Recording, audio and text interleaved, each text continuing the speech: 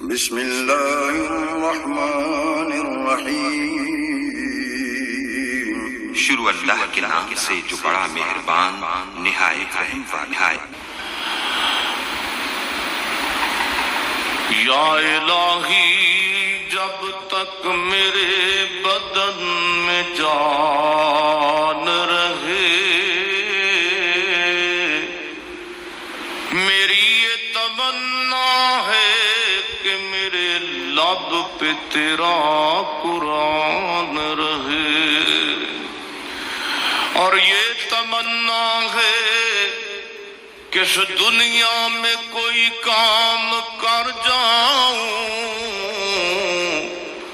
مولا اگر توفیق مل جائے تو خدمت اسلام کر جاؤں، اور یہ تمنا ہے کہ تعلیم قرآن عام ہو جائے،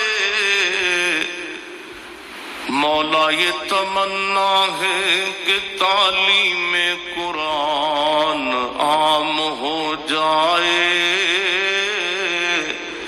تمام پرچموں سے اونچا پرچم اسلام ہو جائے۔ تو رحیم ہے، تو کریم ہے، مولا تیری ذات سب سے عظیم ہے، تو کرم اپنا عطا ہمیں، تیرے کرم پہ مولا یقین ہے۔ حقیقت پسند بنو، حقیقت پسند۔ یاد رکھنا، من ترک صلاۃ متعمدا فقد کفر، میرے رسول نے حقیقت بیان کی، فرمایا جس نے ایک نماز بھی جان بوجھ کے چھوڑی اس نے رب کے رب ہونے کا انکار کیا، اس نے کفران نعمت کیا۔ یہ حقیقت ہے، کوئی کلیریفیکیشن نہیں، کوئی وضاحت نہیں۔ جو نماز نہیں پڑھتا، جھوٹ بولتا ہے، غلط بیانی کرتا ہے، جو شخص رزق حرام کما کے کہتا ہے کہ اس کے بغیر گزارا نہیں چلتا، وہ جھوٹ بولتا ہے، اس لیے کہ رب فرماتا ہے جب تجھے پیدا کیا ہے تو تیرا رزق میرے ذمہ ہے۔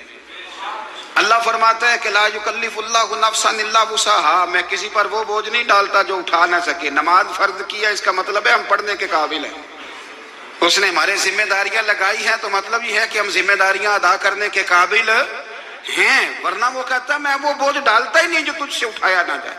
اگر چاہتے ہو کہ زندگی میں اطمینان ملے تو خدا را حقیقت پسند والی زندگی گزارو۔ یہ فضاؤں میں زندہ رہنا، ہواؤں میں، اللہ بڑا معاف کرنے والا ہے، اللہ بڑا کریم ہے، معاف کر دے گا، تو بھئی یہ بات صحابہ کو بھی پتا تھی، یہ اہل بیت کو بھی خبر تھی، تو وہ تو ایک ایک بات کا لحاظ کرتے تھے۔ یہ غوث اعظم کو بھی پتا تھی، یہ ان کے والد کو بھی پتا تھی، جنہوں نے کسی کا ایک سیب کھا لیا تھا تو 12 سال اس کے گھر میں نوکری کرتے رہے، انہیں نہیں پتا تھا اللہ بڑا کریم ہے، معاف کر دے گا، ایک سیب ہی ہے نا۔ تو حقیقت پسندی آپ کو سکون دے گی، اور اگر آپ نے اپنے آپ کو غیر مطمئن کیا ہوا ہے، بات کچھ اور ہے، اور آپ نے اپنے آپ کو ڈال کسی اور طرف لیا ہے، تو پھر آپ کو سکون مل سکتا؟ سکون حقیقت پسندی میں، اصل میں سکون ہوتا ہے، اداکاری میں سکون نہیں ہوتا۔ تیسری بات سنیں، اگر آپ چاہتے ہیں زندگی میں مطمئن رہیں تو دنیا داروں سے امیدیں توڑ دیں،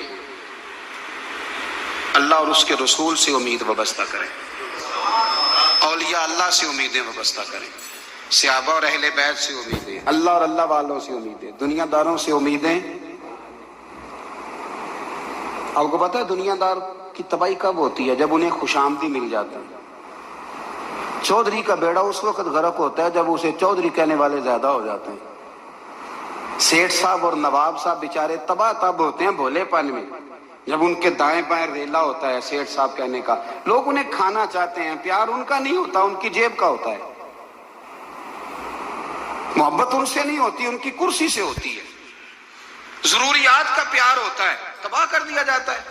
ہماری ساری توقعات دنیا داروں سے وابستہ ہو گئی ہیں، ناراض نہ ہونا۔ پیروں نے، مولویوں نے، درویشوں نے، انہوں نے بھی سیٹ رکھے ہوئے جلسوں کی صدارت کرانے کے لیے، یعنی مذہبی جلسہ ہے، اس میں بہت زبردست پڑھے لکھے صاحب تقوی عالم کا خطاب ہے، اور کی صدارت وہ بندہ کر رہا ہے جس نے عشاء کی نماز بھی نہیں پڑھی. وہ بندہ صدارت کر رہا ہے. کیوں؟ اس لیے کہ اس نے لاکھ روپیہ دیا محفل میں. خدا را دنیا داروں سے امیدیں چھوڑ دیں ورنہ آپ کمزور پڑ جائیں گے، آپ کی امیدیں ٹوٹیں گی. کتنا کمزور ہے وہ شخص جو 2-4 ہزار کے لیے کسی بندے کی چاپلوسی کرتا ہے، اس کے پیچھے بھاگتا ہے، خوش آمدیں کرتا ہے، تھوڑے سے نوٹوں کے لیے. دکھ سکھ میں کام آئے گا اس کام کے لیے. میرے رسول کریم علیہ السلام نے فرمایا جس نے بندوں کو راضی کرتے کرتے رب کو ناراض کر دیا اس کی دنیا بھی گئی اور آخرت بھی گئی. اور فرمایا جس نے بندوں کی پرواہ نہیں کی اللہ کو راضی کیا، فرمایا اگر رب راضی ہو گیا تو لوگوں کے دلوں میں بھی محبت پیدا فرما دے گا. کیا ضرورت ہے خوشامد کرنا دنیا داروں کی، سیٹوں کی، نوابوں کی، چاپلو. اور میں آپ کو ایک بات بتاؤں، ہوتا پتہ کیا ہے؟ یہ جو حب جا اور حب با ہوتی ہے نا، اس سے پیٹ نہیں بھرتا. آپ کو اگر خوشامد کرنی ہے تو پھر آپ کو ساری زندگی کرنی ہے. پھر ان کو بھی پتا ہوتا ہے کہ تعلق کس بنیاد پر ہے.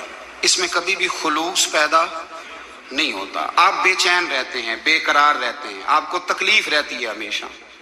کبھی بھی دنیا داروں سے امیدیں وابستہ نہ کریں. ایک بات سنیں بڑی شاندار، امام غزالی نے لکھی ہے. امام غزالی فرماتے ہیں کہ ہارون الرشید نہ حج کر کے واپس آیا بغداد میں، تو کونے میں حضرت بہلول دانا بیٹھے تھے. رش بہت تھا، مجمع بڑا تھا. حضرت بہلول دانا بھی سڑک کے کنارے بیٹھے تھے. تو سپاہی کہنے لگے یہاں سے اٹھ جاؤ. فرمانے لگے ہارون رشید کی زمین نہیں، زمین میرے رب کی ہے، میں کیوں اٹھوں؟ وہ قریب سے گزرا تو سلام لی. تو آپ نے اس کا پروٹوکول دیکھا تو فرمانے لگے ہارون رشید تجھ سے تگڑے تگڑے موٹے موٹے پروٹوکول میں نے لوگوں کے دیکھے ہیں، اور یہ جو تیرے دائیں بائیں آج تیرے نعرے لگا رہے ہیں یہ پہلے ان لوگوں کے نعرے لگایا کرتے تھے. اور تھوڑا وقت گزرنے دے، جو تیرے بعد آئے گا نا یہ سارے پھر ان کے نعرے بھی لگائیں گے. تو جھوٹ کی دنیا میں زندہ ہے، ان سے تو نے امیدیں وابستہ کی ہیں، یہ کل اس کے نعرے لگائیں گے. اس کے دل پہ بڑا اثر ہوا، گھوڑے سے اتر آیا. آگے کہنے لگا حضور آپ نے مجھے بڑی اچھی نصیحت کی ہے، میرا دل بڑا ٹھنڈا ہوا ہے. میں نے سنا ہے آپ مقروض ہیں، کچھ لوگوں کا قرض، تو مجھے کوئی حکم ہی کر دیں. آپ ہنسنے لگے، فرمانے لگے یار تو بڑا ہی بیوقوف ہے، بڑا ہی بیوقوف ہے تو. میں تجھے نصیحت کر رہا ہوں تو مجھے الجھا رہا ہے.